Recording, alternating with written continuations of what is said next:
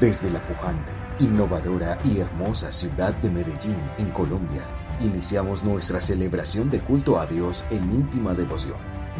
Íntima Devoción es una iglesia que cree, obedece, vive y proclama los efectos transformadores del Evangelio del Señor Jesús. Esta es una transmisión simultánea por nuestro canal de YouTube, Facebook e Íntima Devoción Radio. Descarga gratuitamente nuestra aplicación en las tiendas iPhone y Android. Sean todos bienvenidos. Hemos estado estudiando durante muchas semanas el libro de Nehemías y hemos llegado al capítulo 7.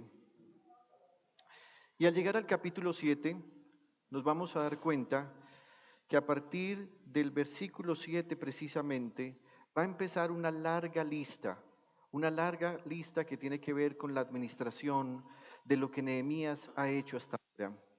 Y quiero que nos pongamos un momentito en contexto. 150 años antes que Nehemías hubiese aparecido, la Biblia dice que un rey llamado Nabucodonosor, con su general del ejército Nabuzaradán, vino y destruyó Jerusalén. Eso ocurrió porque Dios había enviado una palabra profética por medio del profeta Jeremías. Dios les dijo, se arrepienten o si no se arrepienten voy a enviar destrucción para que ustedes sepan que yo soy el Dios de toda la tierra. La nación de Israel despreció al profeta Nehemías, despreció la ley del Señor y la Biblia dice que fueron esparcidos. Ahora bien, la profecía decía claramente que ellos estarían cautivos en otro país que es Babilonia durante 70 años. Después de 70 años, Dios levantó a un rey persa que permitió que muchos judíos volviesen a Jerusalén. Sin embargo, cuando ellos volvieron a Jerusalén, ninguno quiso reconstruir la muralla. La ciudad estaba completamente destruida. Por donde se andaba había escombros. Las puertas que Nabucodonosor 70 años atrás había quemado estaban completamente destruidas. Alguien pensaría que como la profecía se ha cumplido, los judíos estaban muy animados para regresar, pero no. Ellos se habían acomodado en otras naciones y allá como estaban cómodos, como habían prosperado, como tenían negocios, no tuvieron muchos deseos de regresar. Así que el mismo rey persa tuvo que hacer un listado y decirles, tienen que ir y reconstruir el país. Eso fue en el año 70 después de la destrucción. Sin embargo, van a pasar otros 80 años y los pocos que están en Jerusalén nunca se atrevieron a levantar una piedra de las que había sido destruida, nunca se atrevieron a conseguir madera para levantar las puertas, sino que se acostumbraron a vivir en destrucción. Nehemías, un hombre que no conocía Jerusalén y que aunque era de familia judía no había nacido allí, un día en el capítulo 1 se da cuenta que la ciudad está destruida y tiene un profundo dolor. Así que entra en ayuno, en súplica, en clamor a Dios y Dios le permite regresar después de actos maravillosos en los que el mismo rey persa le permite regresar. En el capítulo 1 vimos entonces cómo Nehemías se da cuenta de lo que ha ocurrido en Jerusalén, cómo la ciudad está destruida. En el capítulo 2 nos damos cuenta de lo que ocurre cuando él llega a Jerusalén. El viaje entre la ciudadela de Susa, donde él estaba, y Jerusalén debió haber demorado más o menos unos 3 meses. Pero en el capítulo 3 vamos a ver cómo la ciudad empieza a ser reconstruida. La gente que estaba allí se ha animado con una palabra de aliento que Nehemías ha traído porque él les ha dicho, Dios está con nosotros. Y empiezan a hacer la reconstrucción. En el capítulo 4 vamos a ver cómo se levantan algunos enemigos. Se obstaculiza la reconstrucción. Se levantó Tobías, Sanballat, Gesén el árabe, los amonitas, los asdodeos. Y vimos cómo todos ellos significan algo para nosotros hoy. En el capítulo 5 Nehemías dice, muy bien, estamos reconstruyendo el país, pero algo no anda bien. Hay injusticia social en medio de nosotros. Nuestros hermanos están trabajando arduamente por reconstruir la ciudad, pero algunos ricos del país los han empobrecido poniéndoles tasas de interés muy altas que ellos no pueden pagar. Vimos entonces cómo había que pagar los impuestos, cómo había que pagar las deudas que tenían, cómo tenían que gastar el dinero, el poco que tenían para tratar de solventar su subsistencia. En el capítulo 6 vimos cómo ahora esos enemigos del capítulo 4 ya no apuntan contra todo el pueblo, sino contra Nehemías. Cómo se han levantado, pero vimos cómo Nehemías, gracias al don del discernimiento, supo cómo actuar. Al llegar al capítulo 7 nos vamos a encontrar con algo glorioso. La muralla ha sido reconstruida. Estuvo destruida 150 años, pero en tan solo 52 días, Nehemías y toda la nación de Judá reconstruyeron la muralla, reconstruyeron sus puertas. Ahora hay gran alegría. Hasta aquí podríamos decir que Nehemías se había comportado como un constructor o reconstructor. ¡Qué buen trabajo había hecho! ¿Sabe algo? Es más fácil trabajar con cosas nuevas que con cosas viejas. Nehemías durante todo este tiempo estuvo trabajando con sus amigos y con todas esas cosas que inclusive los enemigos decían, ¿cómo van a levantar esa muralla con piedras quemadas? Ahora ellos habían logrado reconstruir con escombros la muralla. Acuérdense también que estuvimos viendo lo que significaba cada puerta. La puerta de las ovejas, la puerta de los pescados, la puerta antigua, vieja o de Gesaná, tiene 3 nombres, la puerta del basurero, la puerta de la fuente, la puerta del agua, la puerta del valle, la puerta de los caballos, la puerta oriental y la puerta del juicio. Cada una de esas cosas significaba algo para nosotros. Pero ahora al llegar al capítulo 7, Nehemías dice, muy bien, hemos reconstruido la ciudad, pero hay que hacer un plan, y ese plan tiene que ser un plan administrativo. ¿Se ha dado usted cuenta que toda administración requiere una lista? Por ejemplo, cuando fuimos a estudiar la primaria, la ortografía del primer apellido de cada uno se convirtió en la forma como éramos organizados. Así que en la lista, el número 1 siempre era un niño que tenía un apellido por la A. En mi caso, por ejemplo, yo siempre estuve entre el 23 y el puesto 27. Pero también si usted va a mercar, se recomienda que haga una lista antes de llevarse todas las cosas de las que se antoja. En esa lista usted dice, estas son las cosas prioritarias. También si usted se va a casar, tiene que llevar diferentes listas. Por ejemplo, una lista de invitados. Esos invitados que usted quiere tener en su boda. Normalmente creo que esta es una de las listas más difíciles de la vida, porque usted quiere tener a todos, pero usted juega con su presupuesto y al jugar con su presupuesto usted tiene que empezar a decir, bueno, este no es tan amigo, hay otras personas que uno invita por cortesía, pero no porque sea tan cercano, termina siendo una lista muy incómoda. También, si eres padre de familia, al comienzo de cada año lectivo tienes que ir a un almacén donde venden útiles escolares y comprar lo que el colegio te ha dicho que es la lista.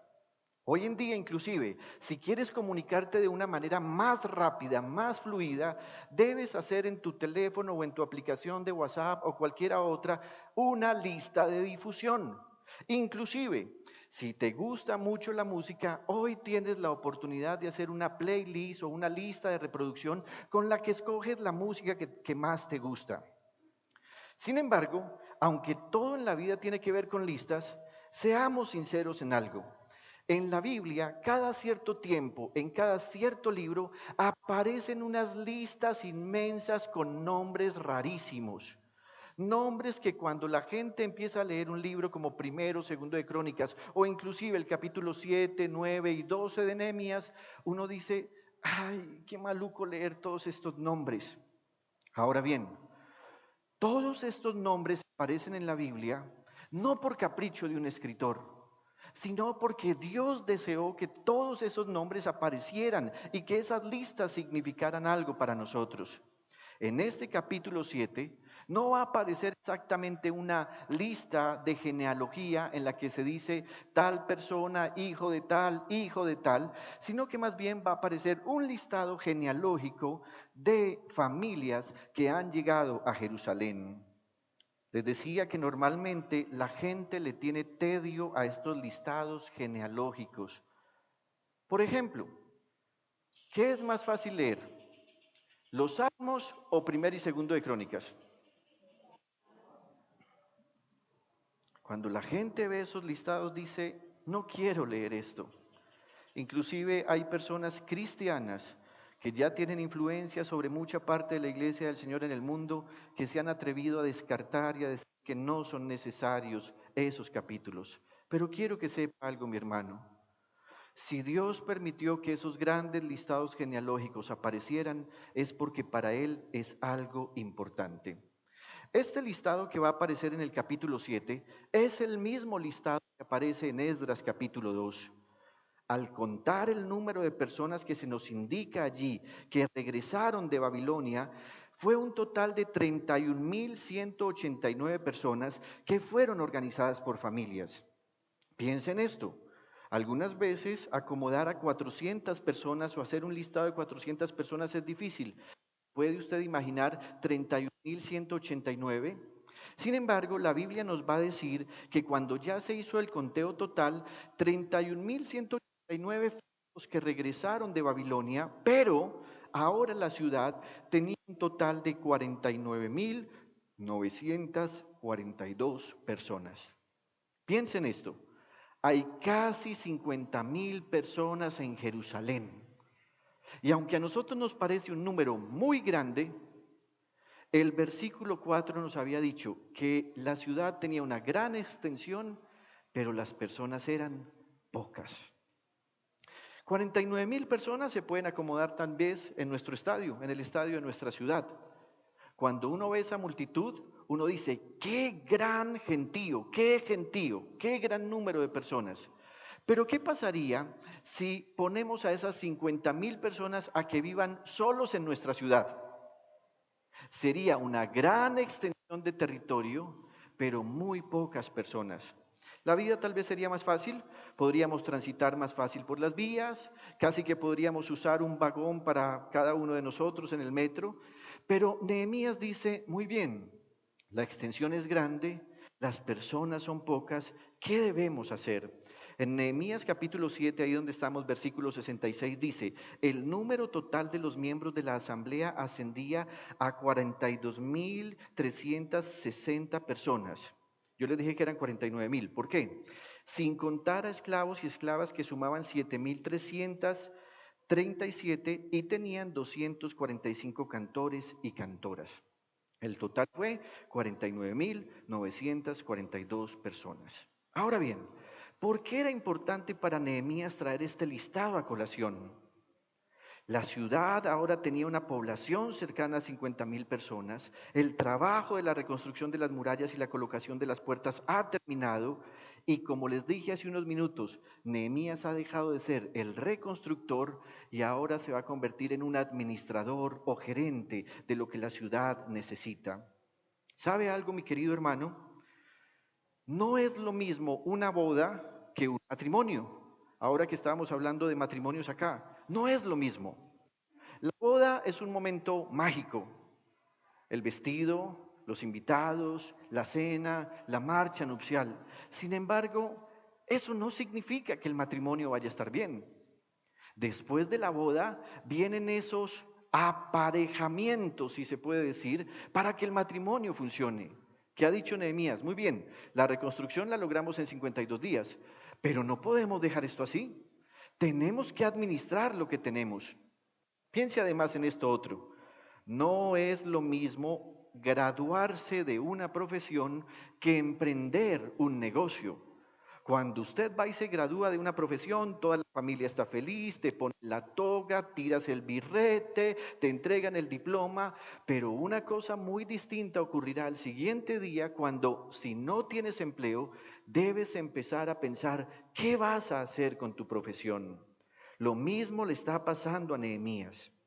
Nehemías dice, hemos terminado la primera parte, pero ese no era solo el objetivo. El objetivo es que se reconstruya y esto funcione. El apóstol Pablo escribió diciendo que hay diferentes personas. Hay personas que son capaces de fundar algo y hay personas que son capaces de administrar algo. Inclusive en la iglesia cristiana pasa eso. Hay personas a las que Dios llama para fundar una iglesia, pero hay personas a las que Dios llama para que luego esa iglesia sea pastoreada. Pocas veces en la Biblia encontramos personas que sean capaces de las dos cosas, empezar algo y además administrarlo. Dios en su gracia normalmente permite que unos empiecen y que otros administren. Escribiéndole a los Corintios, Pablo dijo eso. En su primera carta, capítulo 3, versículos 5 y 6 dice, después de todo, Apolo y yo solo somos servidores de Dios para ayudarlos a creer en Jesucristo. Cada uno de nosotros, observe esto, hizo lo que el Señor nos mandó a hacer. Pablo está diciendo, a mí el Señor me mandó a hacer una cosa y a Apolos otra. Y Pablo va a explicar que yo les anuncié a ustedes la buena noticia de Jesucristo. Evangelizó, sembró, los ganó para Cristo. Sin embargo, mira lo que dice. Y Apolo les enseñó a seguir confiando en él. Es como cuando en la iglesia alguien evangeliza y otro discipula. Luego dice, pero es Dios quien los ha hecho confiar más en Cristo. Lo grandioso de todo esto es que Nehemías sí tiene esa capacidad que pocos tienen. Él es capaz de empezar algo y además nos va a demostrar que es capaz de darle forma a cómo administrarlo. Y eso se convierte en un gran ejemplo para nosotros porque la gran mayoría de cosas que empezamos terminamos siendo incapaces de administrarlas. Y Dios está deseando de nosotros que seamos buenos mayordomos, buenos administradores. ¿Qué sentido tenía que esta ciudad fuera restaurada, que las puertas fueran puestas, si por ejemplo unos días después algún enemigo se entrara por una de las puertas porque no había quien cuidara la puerta? No tiene ningún sentido. Así que en este capítulo 7 va a haber una serie de nombramientos. En primer lugar, Nehemías va a hacer un nombramiento de los servidores espirituales.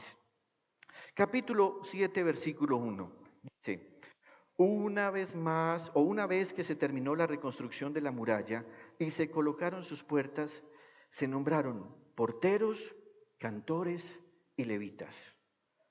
3 tipos de servidores espirituales. ¿Por qué será que la Biblia menciona esto?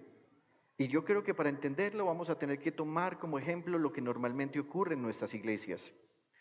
Los porteros sencillamente estaban encargados del cuidado de las puertas y de la vigilancia de la ciudad.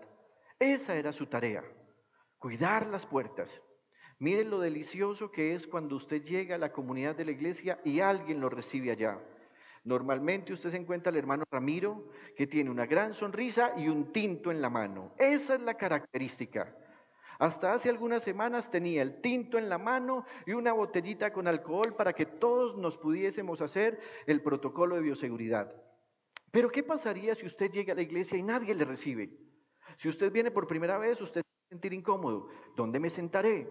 Pero si usted es miembro común de esta iglesia, ¿no le parece a usted muy rico que alguien lo salude? ¿No le parece muy rico que inclusive alguien choque su mano? ¿No le parece muy rico que alguien pueda abrazarle?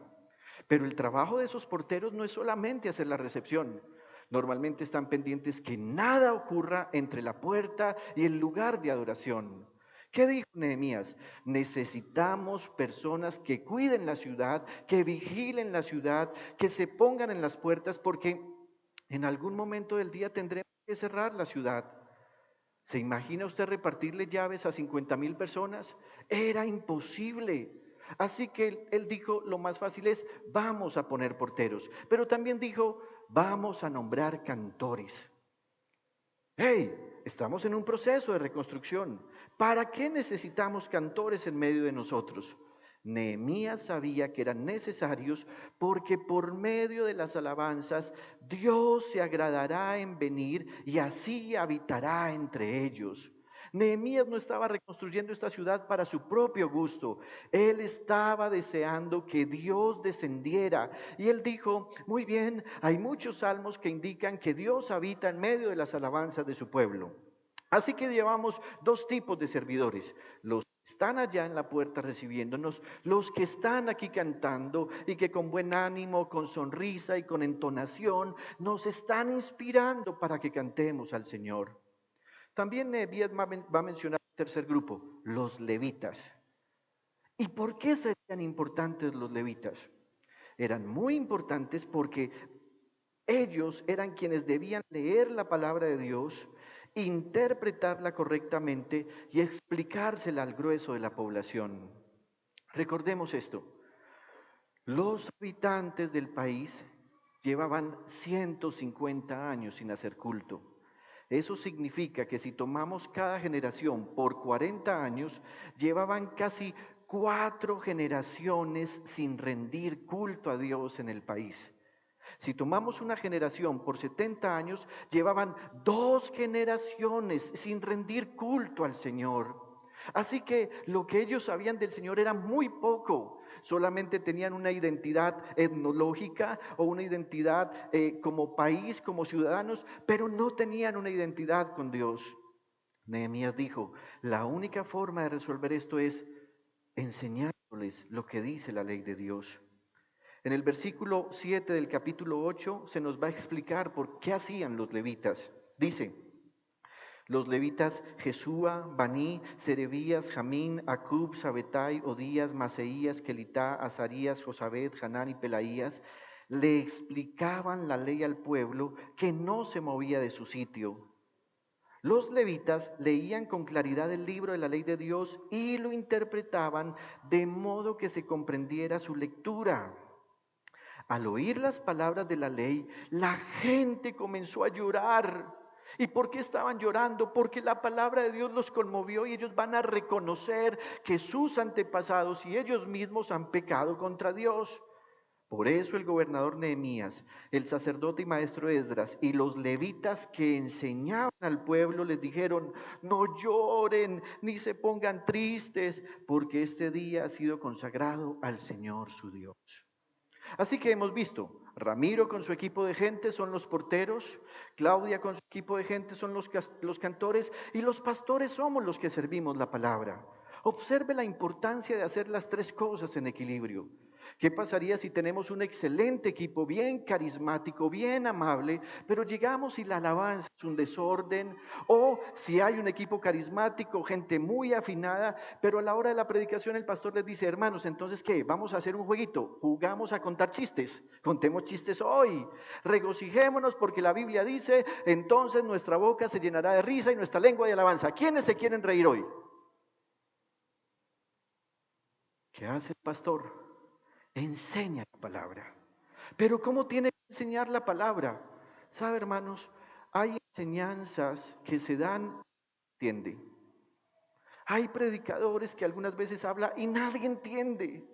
Yo no sé por qué hoy se está usando un lenguaje tan complicado.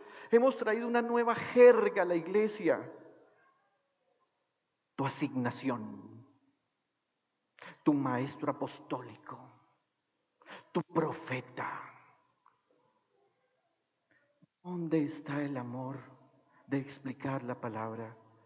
¿Sabes qué hacían los levitas? Cogieron porciones de la escritura y dijeron, muy bien, vamos a leer qué dice acá. Vámonos, por ejemplo, a Levítico capítulo 19, donde hay ley. Ellos hicieron lo siguiente, muy bien, el Señor ordenó a Moisés que hablara con toda la asamblea de los israelitas y les dijera, sean santos porque yo el Señor su Dios soy santo. Leyeron. Empezaron a leerle públicamente y después empezaron a decirle a la gente, ¿saben qué significa este texto? Y la gente decía, no, no sabemos qué significa. Entonces ellos empezaron, hay un solo Dios verdadero. Él llamó a nuestro antepasado Abraham. Y ese mismo Dios quiere que su carácter, que es natural en Él, ahora se comparta en nuestra vida para que seamos santos. Eso era lo que tenían que hacer, explicar. ¿Saben qué pasó? Cuando la explicación fue tan clara, la gente empezó a llorar. De verdad hemos ofendido a nuestro Dios. Hemos pecado contra nuestro Dios porque abandonamos su palabra. Estos 3 servidores espirituales son necesarios no solo en la iglesia hoy, son necesarios en cada familia. Piensen lo siguiente, ¿cuántas puertas en nuestra familia se han abierto para el mal? Cuando una persona en casa abre puertas, por ejemplo, voy a leer el horóscopo, a ver qué me dice, a ver si esta semana encuentro novio o novia, vamos a ver si esta semana me sale el número de la lotería o del baloto. Está abriendo puertas de oscuridad. Las puertas en las que debía estar centrada la palabra del Señor. Las puertas en las que debía estar todo texto bíblico de protección, de gloria y de alabanza a Dios han sido abiertas para otras cosas, para la destrucción. Pero, ¿qué estamos escuchando? ¿Cuáles son las melodías que preferimos en nuestro hogar? ¿Qué es lo que cantamos? ¿Con qué nos regocijamos? Ay, amor, mirándote a los ojos, sé que eres diferente y que te pareces mucho a lo que yo sueño. Hemos abandonado la alabanza a Dios. Hemos abandonado los cánticos. Algunas veces la gente piensa que somos demasiado fanáticos porque les pedimos, escuchen alabanza, llénense de alabanza. La tercera cosa en nuestro hogar es, ¿con qué estamos alimentando nuestro espíritu? Amor, dime, mi amor, ¿ya viste la nueva serie en Netflix? ¿Cuál, mi amor? La del tipo que va y manda a matar a una persona, le saca el corazón porque la esposa está a punto de morirse. Ay, veámosla, veámosla, veámosla. Se terminó el tiempo y después decimos, mi amor, entonces que oramos, leemos la palabra, venga, leamos la palabra y empezamos a buscar un texto corto. A ver, texto corto, texto corto. ¿Sabes, mi amor? Yo creo que el Salmo 133 es corto. 133, 103, ay, fantástico. Mi amor, el 131 también, pero el 133 tiene menos palabras. Venga, hagamos el devocional bien, bien, bien unidos. Señor, cuán bueno y cuán agradable es que los hermanos convivan en armonía. Es como el buen aceite que de la cabeza va descendiendo por la barba de Aarón hasta el borde de sus vestiduras. Es como el rocío de Hermón que va descendiendo sobre los montes de Sión, donde se da esta armonía. El Señor concede bendición y vida eterna. Muy bien, Señor, vamos a orar. Gracias por tu palabra. Gracias porque nos has alimentado, Señor. Permite que el protagonista encuentre a los asesinos de su esposa, Señor. Por favor, no permitas que más injusticias se hagan en nuestro país. Estamos contaminados. Hemos perdido el valor de la palabra. Nos encantan los predicadores que en 2 minutos dicen tonterías, que hacen promesas que sí están en la Biblia, pero que tienen exclusividad, que son solo para el pueblo de Dios, para los que son justos, para los que son santos. Por ejemplo, es cierto que la Biblia dice, a los que aman a Dios, todas las cosas les ayudan a bien. Pero el texto no termina ahí. El texto sigue y dice, a los que conforme a su propósito son llamados. Así que no es para el narcotraficante, no es para el guerrillero que sigue matando gente, es para aquel que se ha definido por Cristo Jesús y ha tomado su cruz para seguirlo a Él. ¿Cómo sabemos eso? Cuando leemos la palabra de Dios. ¿Quieres tener un hogar saludable? Debes poner porteros, es decir, herramientas que no permitan que entre a tu casa influencias del mal. Debes poner cantores, alabanza todo el día. Y tienes que ser como un levita, interpretar, leer y enseñar la palabra de Dios. Luego Nehemías dice, muy bien, ya hemos resuelto este asunto con Dios y vamos a empezar a funcionar y vamos a alegrar el corazón de Dios, pero necesitamos servidores administrativos o civiles. Sin duda alguna, un error que ha cometido la iglesia en toda la historia es creer que alguien que es un ministro de culto puede ser a su vez un servidor civil. Nehemías va a demostrarnos con esta enseñanza que no hay ninguna comunión entre política y fe. O eres político o eres ministro de culto. No puede ser las dos cosas. Y usted me dirá, pastor, y si un creyente en la iglesia estudia ciencias políticas y le gusta la política y se quiere lanzar de concejal, muy bien, aplausos. Pero que vaya y haga un trabajo para todos. Hace algún tiempo atrás venían a tocar puertas, pastor, apóyame con tu iglesia, dame 5 minuticos, voy a presentar el proyecto de mi gobierno si salgo elegido como concejal. Nunca abrimos la puerta a nadie. ¿Por qué? Porque ofrecían pendejadas, discúlpenme la palabra. Cuando yo sea concejal voy a garantizar que vamos a hacer marcha cristiana en Medellín. ¿Y para qué la necesitamos? Y voy a garantizar que vamos a tener subsidios para las damas viudas de la iglesia. No, ¿por qué? Si vas a hacer eso, tiene que ser para todas las viudas, porque eso es el servicio público. No puedes convertir lo público en algo que es solo para un grupo. ¿Te imaginas los de la comunidad LGBTI diciendo, muy bien, subsidios solo para los del otro equipo? Se cometerían injusticias. Y eso es lo que pretenden. ¿Por qué queremos tener el mismo modelo? Así que Nehemías va a decir, muy bien, ya nombré los servidores espirituales, ahora necesitamos servidores civiles. Lo primero que va a hacer es que va a nombrar un alcalde y un comandante de policía. Versículos 2 y 3. A mi hermano Hananí, que era un hombre fiel y temeroso de Dios como pocos, lo puse a cargo de Jerusalén. ¿Qué hizo? Lo nombró como alcalde. Acuérdese que él era el gobernador de todo el país, de toda Judá. Pero toda Judá estaba dividida en varias ciudades. Una de ellas era Jerusalén. ¿Qué hace Nehemías? Muy bien, voy a nombrar a Hananí. Él se va a encargar de esto. ¿Por qué Nehemías no dijo, me voy a nombrar o autonombrar alcalde? Porque él ya había sido nombrado como gobernador. Entonces ahora él va a decir, voy a nombrar a esta persona, a mi hermano Hananí.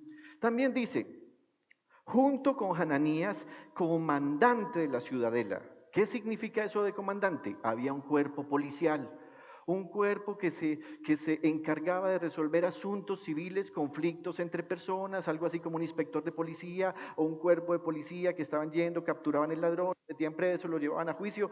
Todo eso lo hacía esta persona. Versículo 3. A los dos les dije, una sentencia. Las puertas de Jerusalén se abrirán cuando ya haya salido el sol y volverán a cerrarse y se asegurarán con sus barras cuando los porteros estén en sus puestos. Además, los habitantes de Jerusalén montarán guardia, unos en sus puestos y otros frente a su propia casa.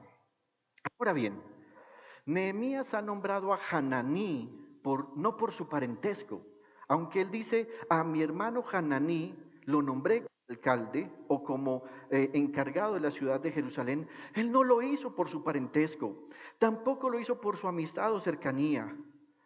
Nehemías no era alguien que practicaba el nepotismo. ¿Qué es el nepotismo? Es la preferencia que tienen algunos funcionarios públicos para dar empleo a sus amigos, a sus familiares y a los que les aplauden todas sus tonterías, sin importar el mérito que tengan para desarrollar eso. ¿Qué hizo Nehemías? Nombró a una persona no por su parentesco, sino por sus características. Versículo 2. A mi hermano Hananí, que era un hombre fiel y temeroso de Dios como pocos. Mire qué características. Era un hombre fiel y temeroso de Dios. Dos cosas. Fiel y temeroso de Dios. Amigos, quiero pedirles que se concentren en lo que estamos. Era un hombre fiel y temeroso de Dios. ¿Por qué era un hombre fiel? Esa fidelidad estaba representada en su constante amor hacia Dios. ¿Sabe qué significa fidelidad? Significa constancia en el cariño. Una persona es fiel no porque no tenga, por ejemplo, en el matrimonio, relaciones sexuales con otra persona, no. La verdadera fidelidad es porque se es constante en el amor, porque todos los días hay un esfuerzo para amar, aunque encuentre en el otro cosas que no me gustan.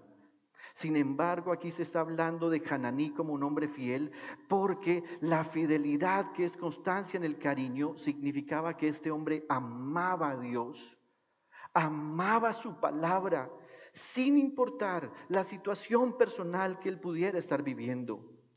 Hananí, ¿saben qué significa? Con gracia. ¿Se ha dado cuenta usted que hay personas en la vida que no tienen gracia? Hay personas que se acercan a usted y usted les ve algo especial. Es como si tuvieran un toquecito mágico. ¡Tin! No es que sean feos, sino que tienen la cara desordenada. Pero usted les ve algo especial. Usted dice, wow, tan lindo, tan especial. Esa es la gracia. Hananí era un hombre con gracia. Y esta cosa no era algo más que el amor de Dios, que así como se representaba en cómo se cuidaba él para Dios, Dios manifestaba su cuidado de manera especial para él. ¿Saben algo, queridos hermanos? Además de amar a Dios, de temer a Dios y de ser fiel, la Biblia nos indica que Dios mira a las personas que tienen estas características. En ocasiones como pastor la gente me dice, oye pastor, ¿por qué no ponemos a tal persona a tocar? Toca muy bien tal instrumento, canta muy bien. Oye pastor, ¿por qué no ponemos a tal persona a predicar? Normalmente la gente ve dones en otros, pero pocas veces conocen su corazón. Por eso es que es muy importante para un pastor poder saber quién está a su lado. La Biblia dice lo siguiente, en el Salmo capítulo 101, versículo 6 dice, mis ojos, o pondré mis ojos en los fieles de la tierra para que habiten conmigo. Solo estarán a mi servicio los de conducta intachable. Tienes que saber elegir con quién te casas. Tienes que saber con quién trabajas. Tienes que saber qué personas te van a ayudar a hacer la obra de Dios. No cualquiera puede hacerlo. Para muchas personas la fidelidad no es importante. ¿Y saben qué piensan? Dicen, muy bien, si me dan una oportunidad me voy a comportar muy bien de acá hacia adelante. Pero queridos hermanos, Dios no piensa así. Dios ve la fidelidad de tu pasado. Dios ve cómo te comportaste en el pasado, aunque pudieras haber estado equivocado. Al apóstol Pablo, cuando le escribió a Timoteo, se le ocurrió decir lo siguiente. En su primera carta, en el capítulo 1, versículos 12 y siguientes, dice, doy gracias al que me fortaleció, a Cristo Jesús nuestro Señor, porque me tuvo por fiel poniéndome en el ministerio. Habiendo yo sido antes blasfemo, perseguidor e injuriador, mas fui recibido a misericordia porque lo hice por ignorancia en incredulidad. Pero la gracia de nuestro Señor fue más abundante con la fe y el amor que es en Cristo Jesús.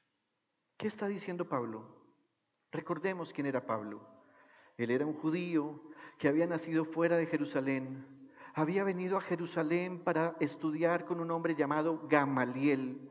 Este Gamaliel era un hombre docto en la ley de Dios. Inclusive tenía una reputación de ser bondadoso, amoroso, conciliador, de darle oportunidad a los pecadores. Él de alguna manera manifestaba la gracia de Dios.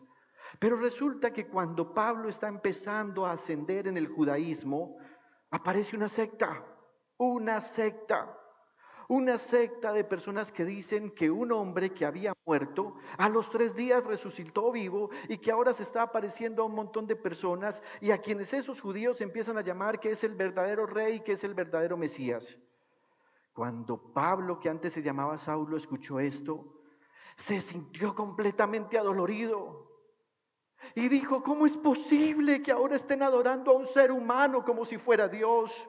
¿Por qué hemos caído de este amor de Dios en el que creemos que el eterno y único es el único que nos puede salvar? Porque como dice por el profeta Jonás, la salvación pertenece del Señor, al Señor. ¿Por qué ustedes adoran tontos? ¿Por qué están adorando a un hombre? Y empezó a perseguirlos. Inclusive dice la Biblia que el día que apedrearon a Esteban, la ropa de Esteban había sido puesta a los pies de Saulo, porque él era como un guardián y estaba soberbio y arrogante diciendo, tenemos que liberar a nuestra nación y a nuestra religión de esta falsa secta. Así que un día además dice, esto se está regando, tenemos que acabar con esta gente porque se está ganando a personas de otros lugares del mundo como Damasco que queda fuera de Israel. Y fue donde los sacerdotes principales y les dijo, por favor, denme cartas, tengo que ir a Damasco para detener esta blasfemia contra Dios. Se las dieron, se fue para Damasco y mientras iba, apareció el Señor. Saulo, Saulo, ¿por qué me persigues? Saulo escucha la voz y hace una pregunta, ¿quién eres, Señor? Y la voz le dice, yo soy Jesús, a quien tú persigues. ¡Wow! Es cierto, dice Saulo, el que había estado muerto sí está vivo. Y ahí empieza el proceso de conversión de Saulo. Ahora bien, pregunta, ¿por qué le escribe a Timoteo diciéndole, doy gracias al que me fortaleció a Cristo Jesús nuestro Señor porque me tuvo por fiel poniéndome en el ministerio? ¿A cuál fidelidad se refiere? ¿Acaso no era él perseguidor de cristianos? ¿Acaso no apoyaba a los que mataban cristianos? ¿Acaso no cuidaba la ropa de los que apedreaban cristianos? Sí, pero Dios además vio que lo que Saulo estaba haciendo no lo estaba haciendo ni por ego, ni por egoísmo, ni por fanatismo, sino porque él amaba tanto a Dios y a su ley que dijo, no podemos permitir que nos corrompan esta religión. Y cuando Dios vio eso, dice, este Saulo es fiel. Este es el que yo necesito en el ministerio. Y Saulo recibe una visita de Jesús mismo. Y cuando la recibe, Saulo se convierte. ¿Por qué? Porque Dios sabe que si era fiel cuando estaba en el error, será fiel cuando conozca la gloria de Dios. Alabado sea el Señor. También la Biblia dice que Hananí era un hombre que temía a Dios como pocos lo hacen. Hoy tenemos muchas iglesias, hoy tenemos muchos cristianos, hoy tenemos muchos pastores, pero los que temen a Dios son pocos. Pocas personas temen a Dios. ¿Qué es el temor a Dios? El temor a Dios es la actitud reverencial, respetuosa, permanente hacia Dios. No es miedo o fobia. Tampoco es una forma en la que yo repugno al mismo Señor porque no es miedo hacia Él. Por el contrario, el temor al Señor es la manera más sensata en la que alineamos nuestro corazón a la voluntad del Señor. Piensen esto. ¿Por qué no robo? No robo no porque algunas veces no tenga necesidad, sino porque esa acción heriría el corazón de mi Dios. ¿Por qué decido no adulterar? No porque no sienta atracción hacia otras damas, sino porque no quiero deshonrar ni a Jesús ni a mi esposa. ¿Por qué pago los impuestos? No porque me sobre, sino para que no se hable mal de este evangelio de la gracia. ¿Por qué decido no tatuar mi cuerpo? No porque no sea llamativo. Cuando yo era niño, estaba de moda la novela Alcanzar una estrella, con Ricky Martin. Y Ricky Martin salía con dos aretas, tenía un sintetizador de esos que uno se cuelga como si fuera una guitarra y tenía un tatuaje fantástico. Yo tenía como 8 o 9 años y ya me imaginaba como Ricky Martin. Inclusive llegué a pensar, ay, qué rico hacerme los 10 mandamientos que él se había tatuado. Papá, mamá, maluco si me hago un tatuaje. Bueno, ¿y por qué te lo quieres hacer? Yo no tuve el valor para decirles, es que me quiero parecer a Ricky Martin. No, papá, porque tengo una convicción de la palabra de Dios tremenda. Yo quiero que los mandamientos de Dios me acompañen en mi brazo derecho. Ya, ¿y dónde está tu Biblia? Mi Biblia. Bueno, mi Biblia, creo que es el bolso que llevamos los domingos a la iglesia. Bien, pero hoy es jueves. Eso significa que no has leído tu Biblia toda la semana. ¿Por qué quieres llevar los mandamientos pegados en tu cuerpo cuando no los tienes en tu corazón? Hoy tengo la edad para hacerme el tatuaje. ¿Por qué no lo hago? ¿Acaso Dios no dijo allá en Levítico, no se tatúen? Y si Él lo dijo, por más ganas que yo tenga, ¿por qué no le hago caso a Él? Ese es el temor al Señor. El temor al Señor es reverenciar a Dios con cada una de mis decisiones. ¿Por qué rechazo la falsa predicación? No porque me guste estar en problemas o en contiendas o en discusiones, sino por el amor que le tengo a Dios y a su palabra. Todo eso es temor a Dios. En Isaías capítulo 33, versículo 6, Dios dice, Él será la seguridad de tus tiempos. Te dará en abundancia salvación, sabiduría y conocimiento. Y miren esto, el temor del Señor será tu tesoro. El tesoro nuestro no tiene nada que ver con lo que tengamos en una cuenta bancaria o en una alcancía tipo marranito. Todas esas cosas son pasajeras. Dios está diciendo, hay algo más grande. Las cosas viejas pasan, las nuevas se ponen viejas, el mundo pasa y sus deseos, pero Dios está diciendo, hay un tesoro que es más grande. El temor del Señor será tu tesoro. Dios está diciendo, hay una gran ganancia para aquel que se decide por el temor a Dios. Hablando de tesoros, el Señor Jesús dijo, porque donde esté tu tesoro, allí también estará tu corazón. Dios comparte su tesoro con su pueblo, pero hay que asumir una posición correcta hacia Él. Miremos este contraste. Dice, el temor del Señor es limpio, permanece para siempre. Alabado sea el Señor.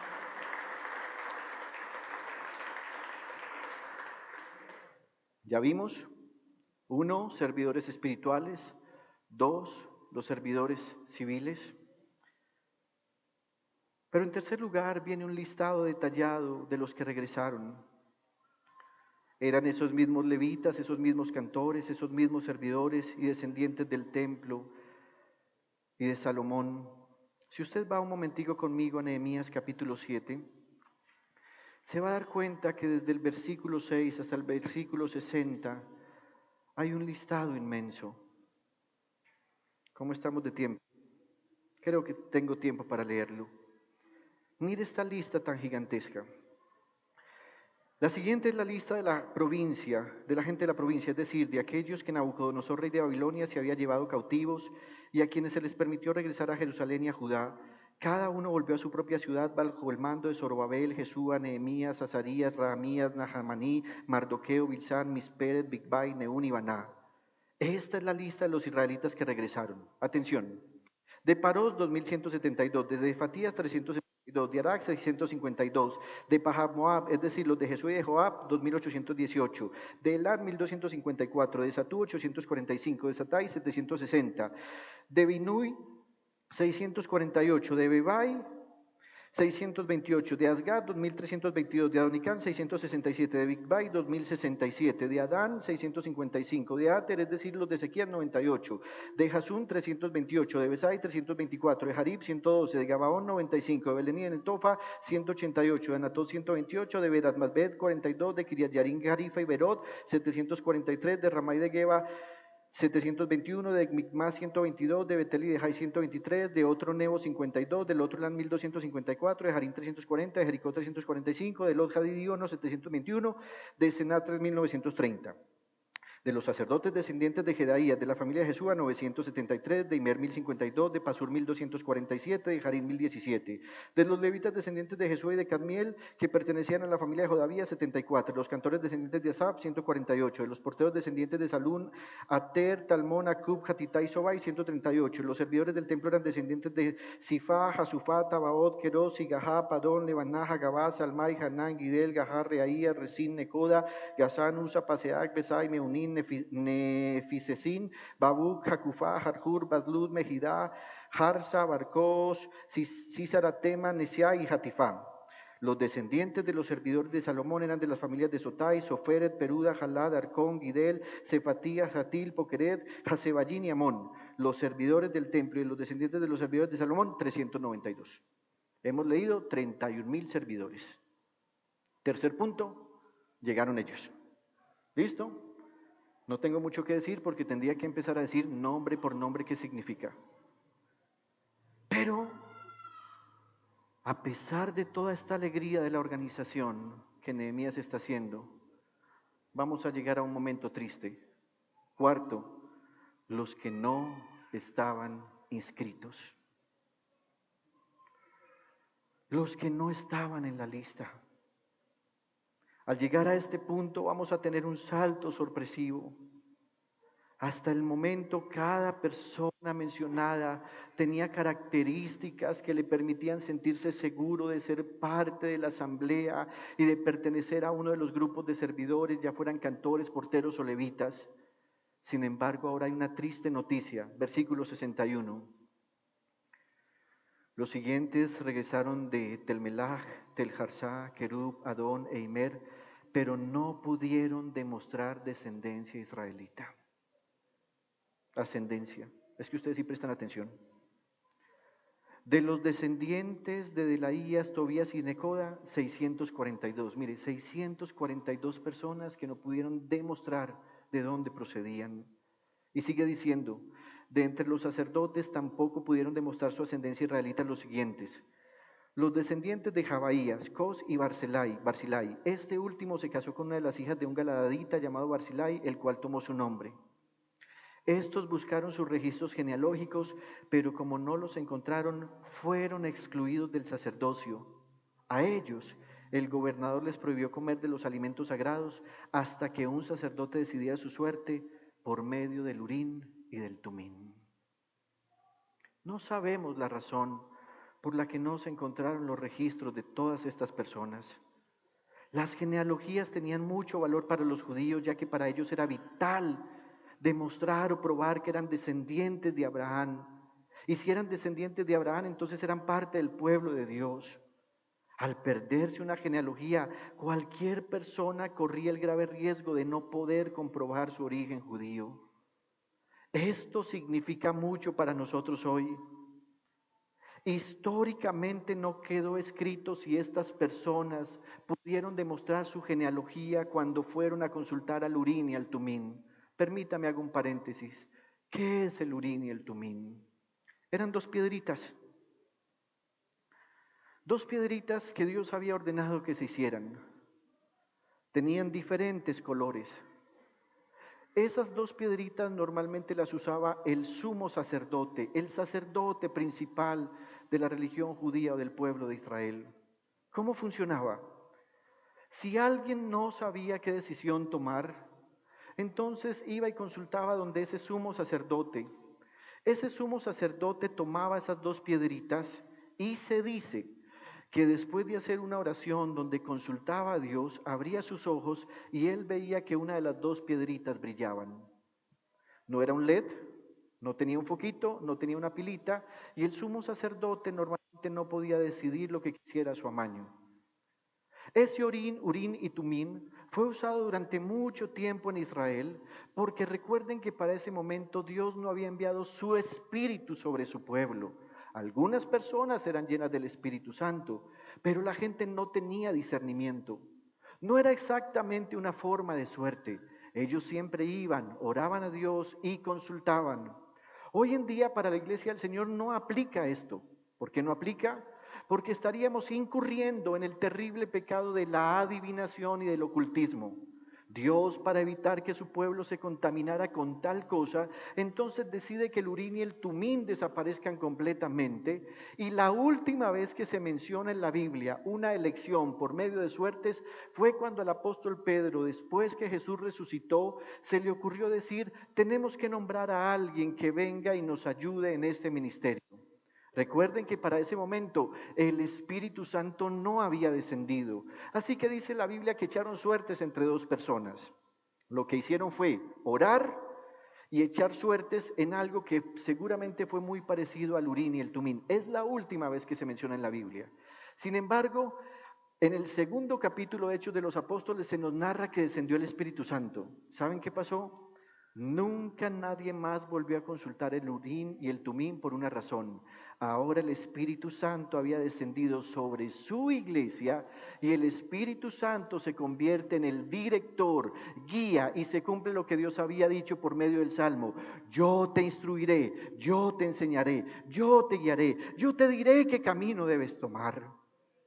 En varios pasajes en el Nuevo Testamento se nos dice que, por ejemplo, Pablo iba a ir a una ciudad y el Espíritu del Señor se lo impedía y le decía: no, no vas a ir. Hay dos momentos en el libro de Hechos capítulo 16 donde Dios mismo, Jesús mismo, le prohíbe a Pablo ir. Pero Pablo no decía: muy bien, muchachos, ¿será que vamos o no vamos? ¿Ustedes qué dicen?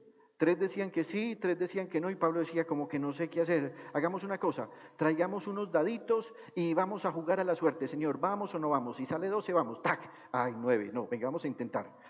No, ya no funcionaba así. Ahora era el Espíritu Santo en medio de ellos.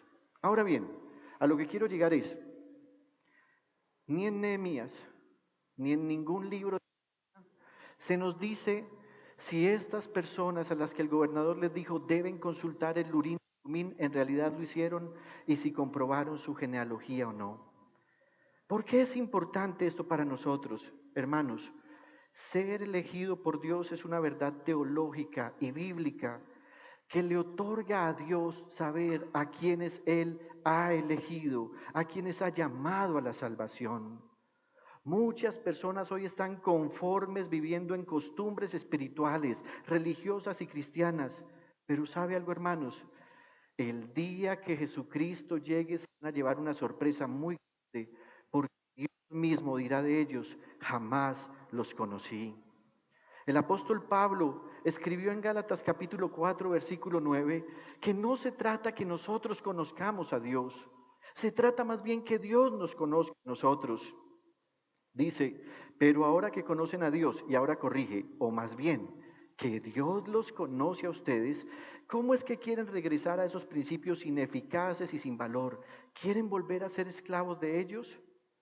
Pablo quería plantearle a los hermanos en Galacia que aunque ellos conocían al Dios vivo, tal vez lo más importante no es que ellos lo conocieran. Mucha gente dice, conozco a Dios. Mucha gente dice, conozco la Biblia. Mucha gente dice, fui a la iglesia y escuché la predicación. Mucha gente de manera intencional está diciendo, tengo una comunión con Dios. Pablo dice, al final, no importa lo que tú digas de conocer a Dios. Importa que el Dios verdadero te conozca a ti. Y tú dirás, ¿cómo así? ¿Acaso el Dios del universo, el creador de todo lo que existe, dador de vida, no es omnisciente y lo sabe todo? ¿Acaso hay alguien a quien Él no conozca? Queridos hermanos, el ser conocido por Dios no es un asunto solamente en el que Él conoce tu naturaleza, sino en el que Él conoce si tú aceptaste verdaderamente el llamado de Él a la salvación. Es posible que algunos no fueran del pueblo de Dios, pero en esa época de Nehemías, algunas personas se hicieron judías porque les parecían asombrosas y admiraban las costumbres que les hacía tener una identidad que les transformaba sus propias costumbres etnológicas. Mire, queridos hermanos, hoy se están levantando grupos que dicen ser cristianos, que quieren obligar a la gente a que se vuelva al judaísmo. Ya quieren que las mujeres usen ciertas prendas, que los hombres lleguen de equipa al templo. Y yo no encuentro que esa sea una verdad bíblica. Al dejarse judaizar por este evangelio que ellos llaman mesianismo, están trayendo gran confusión a la iglesia del Señor porque no les están enseñando que ser judío verdadero, como dice Pablo a los romanos, significa creer de todo corazón en Jesucristo y no estar siguiendo costumbres religiosas de otro pueblo. ¿Sabes algo, querido hermano? A ti que eres paisa, Dios te ama con tus frijoles incluidos. A ti que eres venezolano, Dios te ama con tu arepa rellena incluida. A ti que eres costeño, Dios te ama con tu hoyo de yuca. ¿Te lo estás comiendo?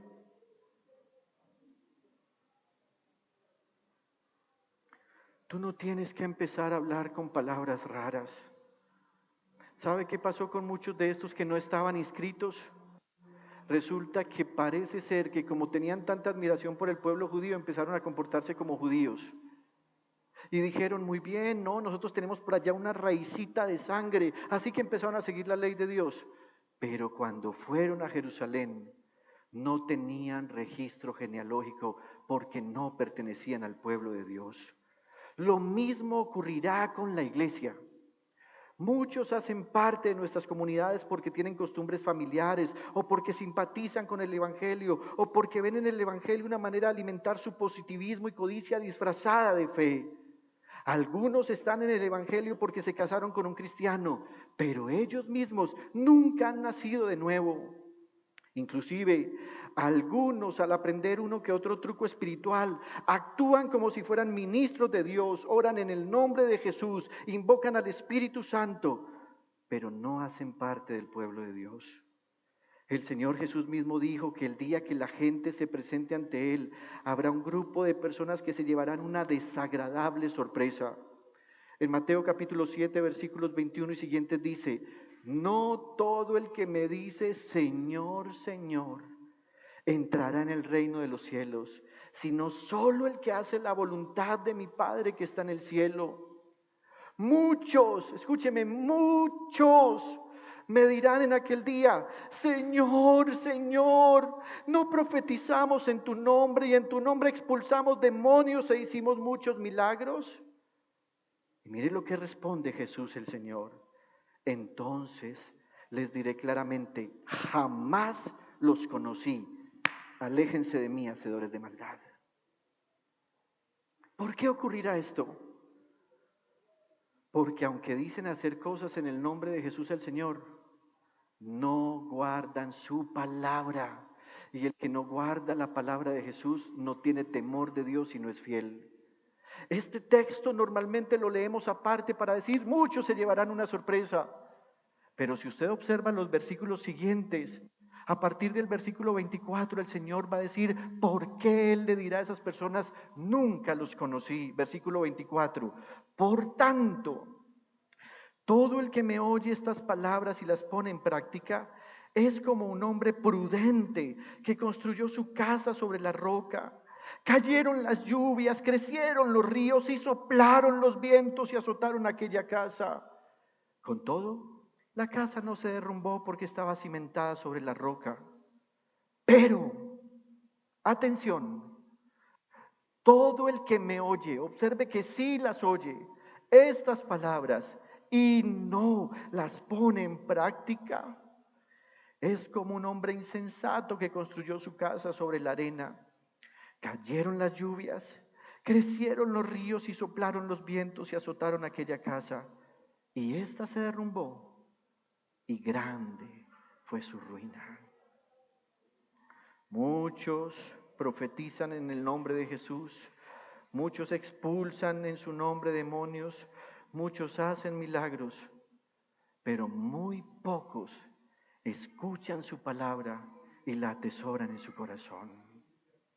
La diferencia de tu fe y si haces parte del pueblo de Dios o no está en cuánta identidad religiosa tenga, sino en cuánto practicas lo que el Señor Jesús ha dicho. Como ya mencioné, no hay ningún registro que muestre que alguna de estas personas pudo demostrar de dónde provenían.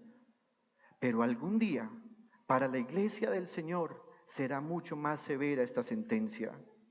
En Apocalipsis 20:15 dice: aquel cuyo nombre no estaba escrito en el libro de la vida era arrojado al lago de fuego. Ahora pregúntate: ¿y si no estoy inscrito?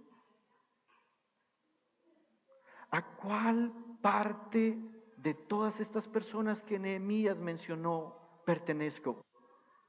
¿A los servidores del templo que son espirituales? ¿A los servidores civiles y públicos que temen a Dios y son fieles?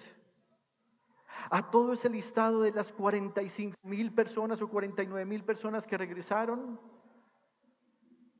O tal vez a ese grupo del cual se dijo: sus nombres no fueron hallados en los registros. Pregúntate además: ¿soy fiel a Dios como Hananí? ¿Tengo temor a Dios como pocos lo hacen? ¿Sirvo con integridad al Señor? Al escuchar su palabra, ¿la praxis es evidente en mi fe? ¿Practico lo que escucho? Todas estas respuestas ni siquiera las podremos resolver cada uno de nosotros. Todas estas respuestas las dará Jesús mismo cuando nos encontremos en Él. Es mi oración ferviente que usted que ha escuchado el Evangelio persevere en Él, para que el día que nos encontremos con el Señor en las nubes, su nombre esté inscrito en el libro de la vida. Desde la pujante, innovadora y hermosa ciudad de Medellín, en Colombia, hemos transmitido la celebración de culto a Dios en íntima devoción. Íntima Devoción es una iglesia que cree, obedece, vive y proclama los efectos transformadores del Evangelio del Señor Jesús. Descarga gratuitamente nuestra aplicación en las tiendas de iPhone y Android y síguenos en Facebook, YouTube, Instagram y Twitter como Íntima Devoción. Hasta pronto.